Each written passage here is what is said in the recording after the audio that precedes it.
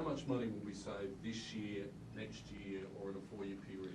Well, it's quite significant, in fact. To give you an idea, this will bring down the running costs quite significantly. If I can give you an idea, just last year alone, if you couple together death and disability, workers' comp, the top-up and hindsight adjustment, $460 million last year. This year, exactly the same areas, workers' comp, death and disability, top-up, hindsight, $762 million. And next year with the changes, Minister? Next year we'll bring it down quite considerably. My understanding is we will see it back down, I think it's about $66 million next year. That is a lot of money, clearly. So there's a massive financial incentive. Nathan Rees described you as, I'm sorry to use this description, it's his words, as the lapdog of Treasury, because this is all about Treasury wanting to do this for a long time, even under Labor. He rejected it, but you haven't. Sadly for the former Premier, he forgets that he presided over a period in time when the Auditor General brought in reports to government every year and said this scheme is financially unviable. It's putting at risk the entire scheme itself by having the cost spiral out of control. The former Premier, now Shadow Minister for Police, did absolutely nothing about this problem. He knew that it existed. He knew that it was ignoring the pleas of injured cops, not to throw money at them, but to actually start to put a focus back to getting them back on their feet, because he didn't want to upset a small number of followers within the organisation, the union. I understand this is difficult for the union because back in 2005, they were the architects of the scheme. They were the ones who put the scheme together. They built a scheme from the ground up. There was nothing like this, nothing extensively like this available. And what they don't want to be told is that the scheme is now completely unviable, and as I've said, does not address the main concern, getting injured cops back to work either in the police force or fixing them so they can go and get a job outside the police force. It's not been done. That's why we've committed $5 million each year for the next 3 years, $15 million injury management to attract the best outside of the police force to come in and fix our damaged cops. Minister, if you're a young officer who sustains a bad back injury and under the old scheme would have got $400,000, what would be the situation now? How would that be handled? Well, it'll depend on the injury itself. If it is a TPI injury, in other words, if that police officer cannot go and get a job because of that injury, cannot go back to work, then that officer will be able to claim a lump sum. For example, if it's not just a bad back, if the police officer has actually broken his or her back, is a quadriplegic, they're entitled to a lump sum. They're also entitled to income maintenance, income protection for a period of 5.5 years. That wasn't there before. That wasn't there under the current system. The current system is give you a lump sum. Once you go out the door, you're no longer our problem. What we are looking at is a 5-year income protection scheme to work with cops to get them back on their feet. Now, the case of the cop with a broken back, that's clearly not going to happen. The insurance company has the ability to also give them a lump sum for the case of the 5 years income protection, instead of giving it over 5 years, because it's not going to make any difference to that officer's return to work if they're in a wheelchair. They can give that to them in the form of a lump sum in addition to the death and disability lump sum under a TPI. Your contract with TAL, though, only lasts for 1 year. Isn't there a chance that premiums will rise afterwards? Doesn't that create a whole lot of uncertainty for officers? No, I don't think there is a degree of uncertainty in relation to this. I think what the police force needs to understand, that we are committed to providing them with a level of security far greater than any other police force anywhere in the country. If you compare other police force, other administrations around this country, the proposal we are putting forward is still the strongest.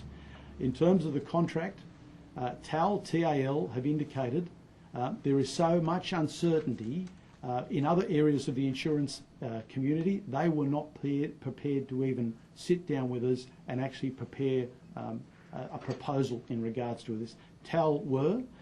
TAL have put a 12-month proposal forward. Treasury are confident that this will significantly turn the risk profile around of the New South Wales Police Force, but culturally it will also send a very significant message that we're not going to throw money at you and hope that you go away, that the focus is actually going to be about rebuilding your life to get you back into policing if we can, but if we can't, to rebuild it in such a way that you can in fact get a job. So Commissioner Scipione, what's your view on this contentious subject? Thank you. Look, the government's made a decision. There has been much commentary and many reports as far back as 2008 from the Auditor General, who clearly said this is not sustainable. It needs to be resolved. The decision has been made. What's encouraging out of this particular decision for me is this notion of putting $15 million into a fund that we can administer, working with the Police Association, other research agencies, universities, to come up with new and innovative ways to maintain and get back those officers that are injured in the workplace, get them back to doing what it is that they joined us to do, to be police officers. That's a very positive step. I'm very pleased that that was announced, and certainly we will make very good use of that money, and we'll make it from day one. The minute it becomes available, it'll be out there and it'll be used. So having said all of that, it's certainly not it's not a position that we weren't expecting. We did realise something had to be done, and it's happened. So, Commissioner, do you support this overhaul in its entirety? The reality is the scheme as it stood and has been operating is not sustainable. The fact is I have to put money out of police budget in to top up and supplement other areas. That's not good. I'd rather put the money that I'm given to go into policing, particularly when we know that there is so much to be done. I'm keen to ensure that we do as best we can to get our officers back. I prefer them not to retire unless they really needed to, but from this perspective, if we can get them back out on the truck doing what we require of them, then we're much better off as a community. How true is the mortgage buster tag? What proportion look, I've heard that said, and at the end of the day, it's not a term that I would aspire. I just don't use it. What proportion of officers would say take a lump sum payment and then take on a second job? I'll get those figures for you, but what I can indicate, we've had a review, and the reviews over many years, notwithstanding some people have talked about certain terms like rort and the like. The fact is, the most recent review that's been conducted made it very clear to us there's no evidence of systemic rorting in this current scheme. But are people exploiting the system? Well, I mean, that's certainly there was some suggestion that some of the claims may have been questionable, but that's the case in any insurance field, I would think. The fact is, there's no evidence of systemic rorting. That's not the issue. For me, the most important thing is to get our officers back. What about the pre-88ers? I heard a lot of those, took the lump sum and then have gone back to work. So that seems to contradict. Well, that's a completely different scheme. That's a scheme that has very few officers. We've got some 16,000 police, and there's less than 2,000. There's probably about 1,500 that are still in that scheme. Not many at all. We're dinosaurs. We'll soon be like the dodo, extinct. Commissioner, I know that you understand that the government only has a limited amount of money, and that it's up to the government to allocate money from its budget, but would you prefer that these changes were not happening? Look, as I've said, whatever we can do, and as recently as today, talking to commanders in this room, there has been a general agreement that this is a good thing because it's going to let us get our officers back to work, and that's the primary focus for me.